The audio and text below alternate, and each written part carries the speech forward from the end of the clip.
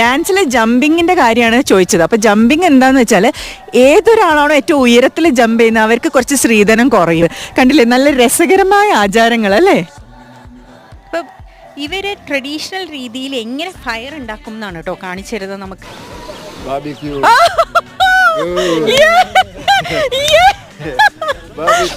Now I can survive in a forest without matchbox.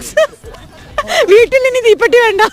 ഈ Masai സ്ത്രീകളെ കാതാണ് ഏറ്റവും special. ചാണകം ചവിട്ടി. അപ്പൊ ഇവര് പറയണം ഗുഡ് ലക്ക് ആണ്. ഇയാൾക്കും ഗുഡ് ലക്ക് കിട്ടിയല്ലോ, ഇയാളും ചാണകം ചവിട്ടി. ഓക്കെ.